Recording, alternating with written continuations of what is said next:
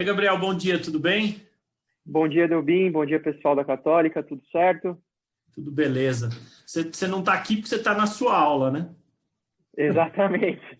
Não, beleza. Sabe o que eu queria, Gabriel? É passar para eles aqui, e é o que a gente vai fazer, acho que durante o dia todo eu vou tentar fazer isso, para não ficar uma aula maçante. Primeiro, a participação de vocês, né, da equipe, você, Renato, Mariana e Matheus, durante as aulas, até para a gente fazer algum tipo de exercício com eles, troca de ideias e tudo mais, porque eu tenho certeza que a gente só aprende quando a gente está trocando ideia e Com está certeza. passando nesse... Esse bate-papo, para mim, sempre foi melhor do que a aula expositiva. Eu sou contra ficar ali falando à toa, principalmente agora, falando para a câmera. Então, a ideia aqui é ouvir um pouco de cada um de vocês, como dizem lá, terceirizar um pouco a aula, vou terceirizar um pouco a aula para poder ter um pouco mais de ideias diferentes e a gente poder estimular o bate-papo com eles lá. Fala É, para o mim, legal é agregar, é isso mesmo, perfeito. você na verdade é o primeiro de todos, então você vai ser o professor base aqui da nossa Opa, aula para vamos lá. falar sobre contratos, você que é o nosso especialista em direito civil. Falar um pouco de contrato, da base, dos princípios, desse início aí, o que eles precisam saber. Lembrando que a nossa turma aqui não é só composta por advogados, muito pelo contrário, tem bastante gente que não tem formação Bom, jurídica, bom então, saber. para a gente falar com uma, sei lá, falar mais suave, sem juridiquês, para não machucar o ouvido de Legal, ninguém no começo da manhã. Fala legal, para beleza, mim. vamos lá. Pessoal, primeiro, obrigado pela oportunidade. É um grande prazer estar aqui conversando com vocês. É um sábado de manhã que nem sempre é fácil, né? Mas vamos lá. Então, vamos fazer um panorama geral aqui. Vamos conversar de uma maneira mais tranquila e uma forma introdutória para a gente chegar no objetivo final. Vamos ver aqui quando e como o contrato começa, o que acontece no meio do contrato e como que o contrato se encerra.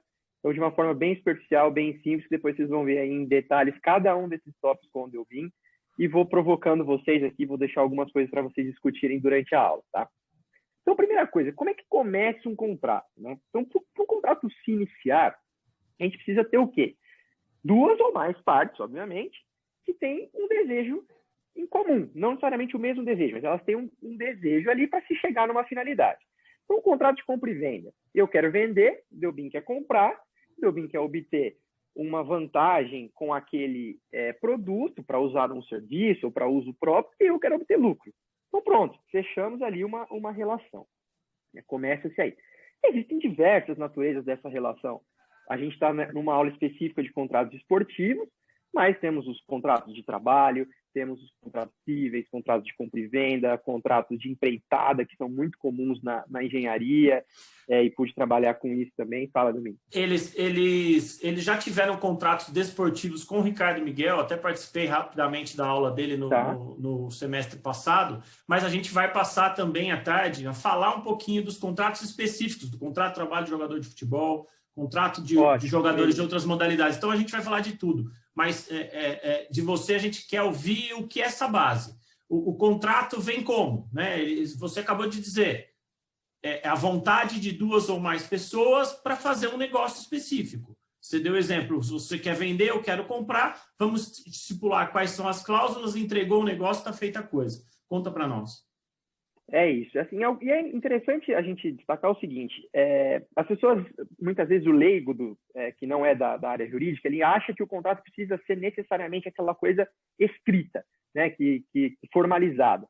E não necessariamente. Quando a gente está num cenário de normalidade, que é o que acontece agora, a gente acaba celebrando contratos diariamente na rua. Então, a gente vai num restaurante, você está celebrando um contrato ali que você está pagando por um serviço, pagando por uma alimentação, você vai no shopping e adquire um produto, você para o seu carro no estacionamento, e isso é um contrato, ele só não é formalizado. A formalização, o papel, ele nada mais é do que a instrumentalização de um acordo de vontade, que pode ocorrer por uma necessidade de segurança jurídica das partes, em que as partes desejam que aquilo seja formalizado, ou porque a legislação exige. Né? Então, o Código Civil, como vocês vão ver aí depois em mais detalhes durante a aula do BIM, tem artigos específicos e situações específicas em que ele exige a formalização do contrato, inclusive exigindo o que deve se fazer constar naquele documento, quem pode assinar. Então, vocês vão ver que, por exemplo, existem requisitos na assinatura desses contratos formais, que são requisitos objetivos, que são relacionados ao objeto do contrato, como objeto lícito, né, que é aquele que você não pode celebrar naturalmente um contrato de compra e venda de narcótico, de droga, de maconha, enfim. Um objeto determinado, ou seja, você precisa descrever naquele contrato o que é aquele objeto que você está comprando. Você não pode simplesmente comprar nada, né, porque a legislação não vai te garantir uma segurança para não comprar nada, né? E o objeto ele tem que ser possível. Então, um exemplo muito clássico da doutrina eu não posso fazer um contrato de compra e venda de um lote na Lua. Talvez daqui a um tempo isso aconteça, mas hoje não é possível, né? Então, ele tem que ser um objeto possível. Então, isso são coisas que vocês vão ver em detalhes. Esses eu falei um pouquinho dos requisitos objetivos, e os requisitos subjetivos são aqueles requisitos que estão relacionados ao sujeito, à pessoa, né? Quem pode contratar. Então, o Código Civil vai estabelecer isso também, daquela pessoa capaz, né?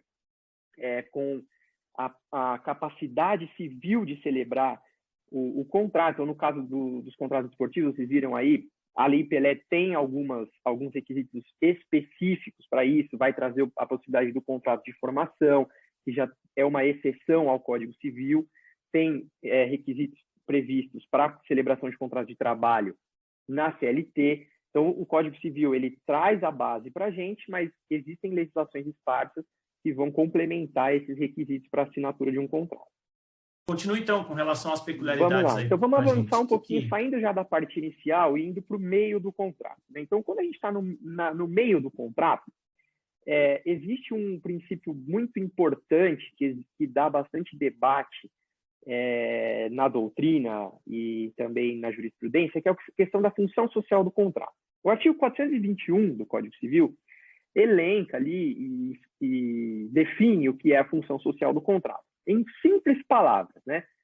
A função social do contrato ela tenta limitar a autonomia das partes em prol do bem comum, em prol do todo. E aí vou deixar aqui para vocês discutirem durante a aula um exemplo que já foi bastante falado pela doutrina, bastante, inclusive com julgados do STJ e STF, sobre contratos de cessão de espaço e contratos de aluguel para estacionamento, né, especialmente no centro das grandes cidades, como ocorre aqui em São Paulo, em que o Ministério Público, nas suas ações, alega que aqueles espaços não estão sendo usados para fins públicos, mas sim para um fim estritamente particular de lucro, em que você poderia estar usando um grande espaço para construir ali uma habitação pública, um parque, algo que tivesse uma amplitude maior. E aí vem o lado contrário da discussão, falando sobre a autonomia das partes, sobre livre mercado, sobre a possibilidade de livre contratação. Então, um debate muito legal aí para vocês discutirem. Não vou entrar no mérito, mas só para vocês entenderem aí essa questão.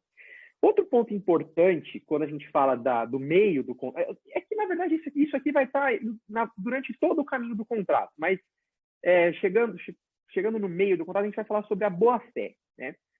E a primeira pergunta que eu deixo para vocês, e também como um outro debate, uma reflexão, é: o que é boa-fé? O que a gente pode entender como boa-fé?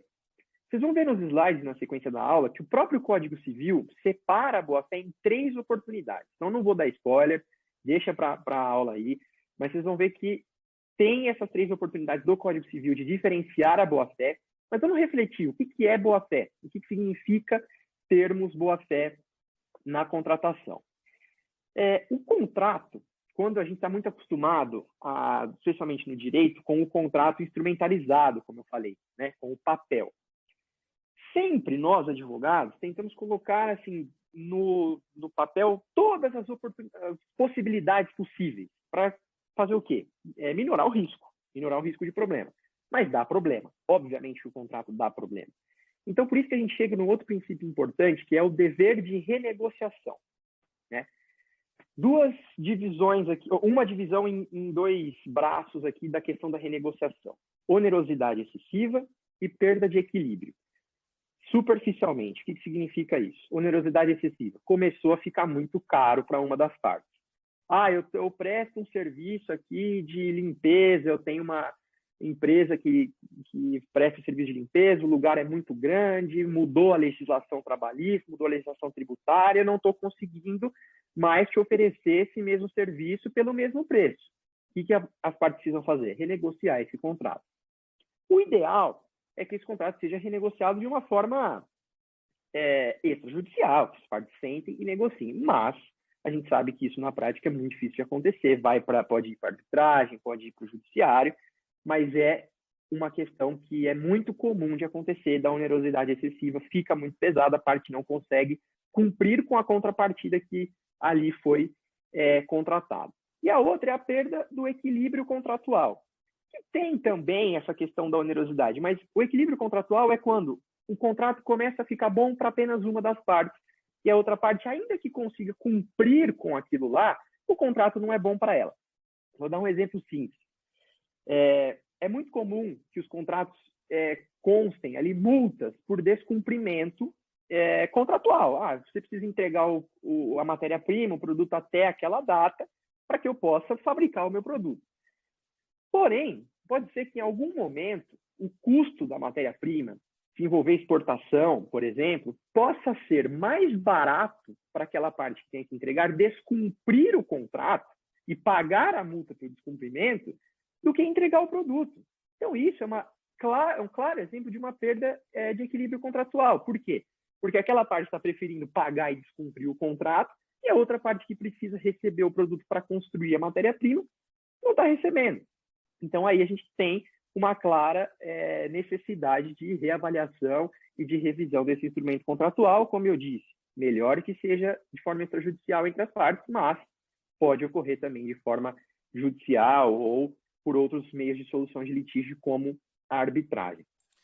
Isso para a gente dentro de onde nós começamos a trabalhar junto, dentro de um clube de futebol, isso está nitidamente ligado com o nosso trabalho jurídico, com a execução dos contratos. Quando a gente faz a gestão dos contratos dos nossos prestadores de serviço, por exemplo, dentro de um clube de futebol, dentro de um clube gigantesco como é o São Paulo, que a gente trabalhava, que tem muitas outras frentes, não só o futebol, tem uma área social gigantesca, tem locação de espaço para restaurante, para academia, para clínica médica, enfim, para estúdio.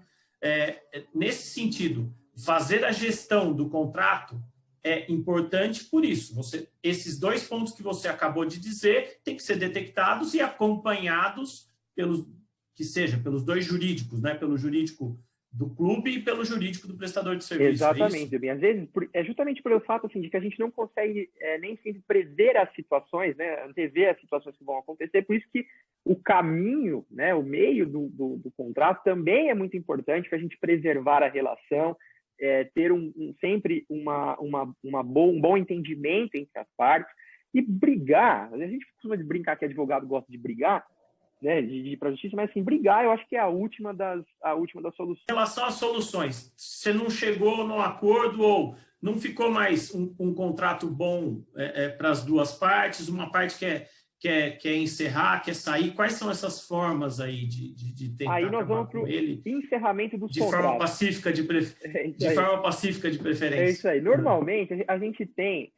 algumas formas aí de se extinguirem os contratos, né? Então, vocês vão ver também em detalhes a diferença entre a resilição, a rescisão e a resolução dos contratos. Olha o barulho da rua. Home office é assim mesmo, né? Vamos embora. Vocês vão ver essa diferença entre as três. Tem diferença, mas comumente a gente fala da rescisão para tudo. A gente usa a palavra rescisão para todas as oportunidades. Mas a solução no contrato, ela pode ser encontrada pela renegociação, ou seja, se fazendo um novo instrumento, extinguindo aquele instrumento, se fazendo um novo, se assim as partes entrarem em acordo para fazer, ou a gente encerra simplesmente essa relação. Essa relação ela pode ser encerrada de acordo com a legislação, por descumprimento contratual, mediante uma notificação de 30, 60 dias, que pode estar estabelecido de forma diversa no contrato, se aquilo ficou estabelecido entre as partes, e aí o contrato se encerra. De forma bem simples, bem superficial. Quando o contrato se encerra por descumprimento, a gente sempre vai lembrar da resolução, resolver o contrato. pensa sempre na ideia do problema, do descumprimento, resolver o contrato. Resilição é a forma um pouco mais pacífica, né? Então, a resilição é, vou mandar uma notificação, não quero mais, eu estou no meu período aqui de 30 dias, o contrato já não me interessa mais, vou encerrar, não vou renovar, beleza, acabou. E a rescisão, ela tem vários sinônimos, como a gente falou, pode ser usada aí para vários aspectos e é usada de forma geral, mas a rescisão ela está mais ligada ao inadimplemento, não só o descumprimento, mas mais ligada ao inadimplemento, pagamento mesmo da contrapartida pelo objeto, por aquilo que foi contratado. Acho importante a gente falar, para finalizar a ideia do encerramento dos contratos, de princípios. Os princípios são vários, né, que a gente tem, mas são muito importantes. Vocês vão ver aí em detalhes cada um deles também durante as aulas. Mas o principal é a autonomia da vontade. A gente não fala de contrato sem falar em autonomia da vontade. Aí alguns outros complementam, e tem uma discussão legal também que vocês vão ter aí durante a aula, sobre a questão da aplicação dos princípios, né? De que maneira que a gente aplica esse princípio, até que ponto pode relativizar princípio? Fica mais uma reflexão aí. Pode relativizar? A gente relativiza ou não relativiza princípio? O que vocês acham disso? Consensualismo. Vamos falar de consensualismo também, que é importante. Cara, não existe contrato se as pessoas não estão de acordo. Esse contrato é acordo, né? Então, ela tem autonomia para contratar da maneira como ela quiser, observando, obviamente, a legislação e o outro princípio que entra aqui, supremacia da ordem pública, que a gente falou também um pouquinho da função social, consensualismo, né? Aí, famosíssimo, pacta sunt servanda, famosíssimo, que nem sempre é observado. Mas o início do contrato é que o contrato seja cumprido. É isso, né? A pacta sunt servanda é isso, que o contrato é feito para ser cumprido. Nem sempre acontece, como a gente viu.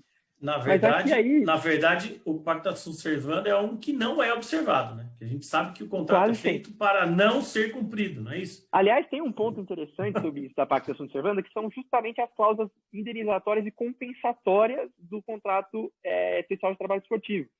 Porque há autores que dizem que elas são feitas justamente, ou que esses contratos são feitos justamente para não serem cumpridos, né? Porque aí você gera o retorno financeiro desejado para o clube ou para o atleta, a depender do caso. Na própria rescisão do contrato de trabalho do atleta. O contrato especial desportivo ele é feito com data de início, data de final, obrigatória por conta da lei, ele tem que ter prazo determinado, mas quando o clube só vai ter, entre aspas, lucro com a negociação daquele atleta, com a negociação daquele contrato, se o contrato for rescindido, não é isso? Na rescisão é que se opera a multa, que é o famoso valor que se paga de uma transferência de um atleta de um lugar para o outro. É exatamente o não cumprir o contrato. Acaba o contrato antes, você negociou esse atleta, ele foi, e o clube assim recebe por esse lapso de tempo que esse atleta teve vinculado, não esteve mais vinculado a ele. É bem interessante essa situação. Não, vejam que legal, é justamente isso. Assim, a gente faz um instrumento para buscar a segurança jurídica e especialmente o quê? Estabilidade, né? Estabilidade, segurança jurídica, proteção da legislação, e muitas vezes o instrumento não garante necessariamente aquilo que as partes desejam, né? Exatamente. Bom, Gabriel, excelente. Nós vamos passar então agora aqui, acho que estou Mariana e Matheus agora nessa parte da manhã, nós vamos passar aqui com o pessoal, tanto essa parte aqui da nossa apresentação, vamos debater um pouco, responder as suas perguntas, e penso eu que na parte da tarde você deve estar aqui conosco, daí se eles tiverem mais dúvida, daí eles falam direto com você. Fechado, combinado. É a oficialização da terceirização da aula nessa parte. Prazer, gente, estar com vocês aí. Tenham uma boa aula e espero que daqui a pouco eu consiga estar aí com vocês também. Valeu. Se fala. Um abraço, Gabriel.